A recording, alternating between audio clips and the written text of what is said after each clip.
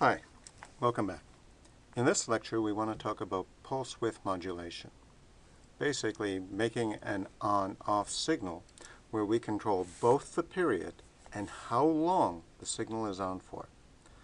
Now we've been doing that already with DIO, well, the digital output part, where we would turn a pin on, wait a while using delays, then turn it off, wait for a while. If we put it inside a while loop, then we would continuously blink a light, depending on how fast it was going. On our chip, there are two pins called CCCP1 and CCCP2 that control a module that internally will handle the timing. So if you set these pins, they will continuously blink on and off at the rates you set, without you ever having to change any of that. That's super convenient. Let's look at a little program that would do that. Here it is, the usual header files. The first thing you need is this command. It's doing the timing internally, so it uses an internal clock, which is controlled by timers. So PWM is controlled by this timer here, Open Timer 2. There's 3 other timers that we will talk about at some point. The only important setting is in here. This thing is called a prescaler. The only number you need to pay attention to is the 4. It's a prescaler of 4. A multiplier would be a better way of thinking about it. You can have a prescaler of 1, the prescaler of 4, and the prescaler of 16. So there's only 3 choices. Now, when you want to turn PWM on, you would just open PWM and then a number. That number can go, because it's a character, can go from 0 to 255. Notice in the formula, it's period plus 1. So if you chose 0, you still have a finite period. Now, according to this formula, if I've chosen 141 here, then what we have is 141 plus 1 times 4 times TCY. TCY for our chip at its default speed is 4 microseconds. Okay? But we know how to control the speed of our microchip, so we have a lot of different choices that we can make for our period of the on-off signal. The second thing that you need to set is how long you want the signal to be on for. Here's the formula right here. Whatever this number is called the duty cycle, divided by 4, times the prescaler value again, in TCY. Okay? Typically, when we're talking about working with the chip, we can either use seconds or quite commonly TCY. So 284 divided by 4 times 4, well, here the 4's cancel out, that's 284 instruction cycles. 284 is exactly half of 564, so this signal is half on, half off. We can also turn on the second pin, CCP2. Right? It must have exactly the same period as this guy. Right? Our PWM signals are not totally independent. They must have the same period. Right? On the other hand, how long that pin is on for, that can be different. Here I've chosen a different number, 142. So that works out to 142 instruction cycles. That's only 1/4. So if I connected up LEDs, this would only be about half as bright as this, which would be half as bright as hooking the LED between power and ground. Then there's nothing else. Right? We can do lots of other things if we want, but all we've done is we've set these 2 pins, and they will now run continuously. A lot better than having to write a lot of code for how long you want. I'll show you what the difficult thing is in a little while. Okay, In this little portion, I want to tell you how to switch between using pin 12 as the CCP2 pin and how to switch it to pin 24. Let's look at the diagram again. So here's pin 12, here's pin 24. You can switch between using this pin as CCP2 and that pin. And what you need to do is make a change in configuration bits. So here are the changes.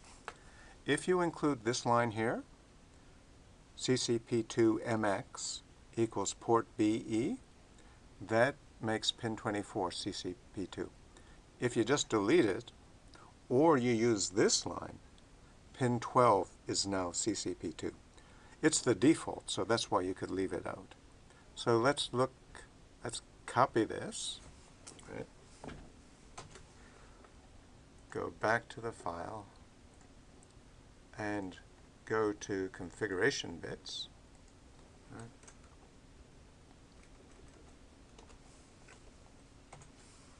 There, that's it.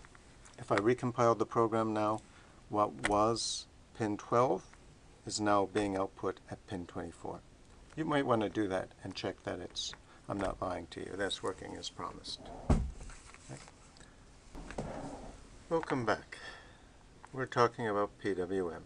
And it turns out that the hardest part of PWM is not the programming.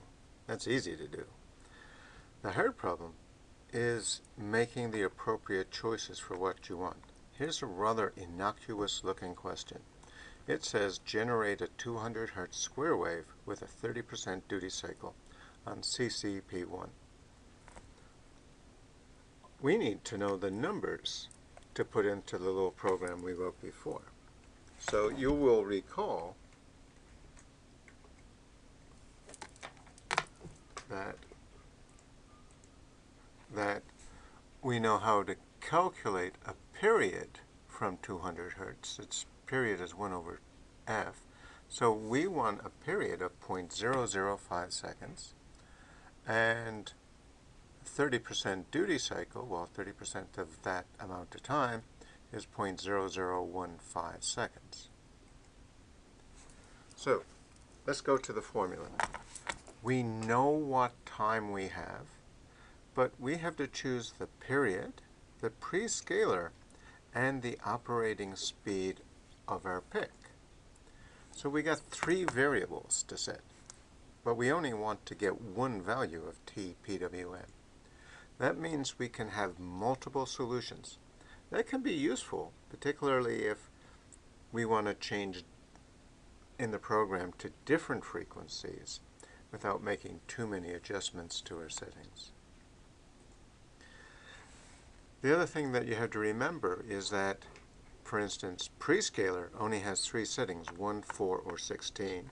FOSC, we have 9 settings from something like 31 kilohertz up to 16 megahertz. And period only runs from 0 to 255. The results we will get are quantized. They're a little rough. Okay? And we're only going to be getting limited values. So our result is going to be approximate, not exactly what we were asked for. You have to decide is that the settings you get and the TPWM and TDC that you can actually generate, are they close enough for what you want to do? Typically speaking, if you're within 1% or so, most electronics is pretty forgiving. Now, how do we start? Well, I would start by picking what oscillator or pick operating speed you want to work at. 1 megahertz is pretty good. And as a start, let's set the prescaler to 1. That makes our calculation fairly simple. Here's the equation. I know TPWM is this much time. I've set prescaler to 1 and the oscillator frequency to 1 million. We can manipulate this to find that period plus 1 is, 1250. Period cannot exceed 255. So I have a bit of a problem here. The initial guess wasn't that good. So what do? I can now either change fosc or prescaler. I'm going to play with the prescaler. It turns out if 1 doesn't work, I could try 4. 4 won't work either because 1250 divided by 4 is 300-ish. That won't work. So I'm going to try 16. And sure enough, I get an answer of 78.125. Well, period can only be an integer, so in fact this has to be rounded. And I'm going to find the period is 77. Not a bad number. Generally, the bigger the period is, as long as it's less than 255, the better. Let's go back to look at the equation for the duty cycle, or on time, and compare that to the PWM period. Now they asked for 30%, or TDC to TPWM to be 0.3. Let's look at the ratio. That's a much simpler little formula. We can rearrange this, right, and find that duty cycle has to be 93.6. Well, again, duty cycle can only be a number between 0 and 1023, so we have to round it to an integer. 94 is probably a good guess. Sometimes rounding down actually might be a better result. So now we have it.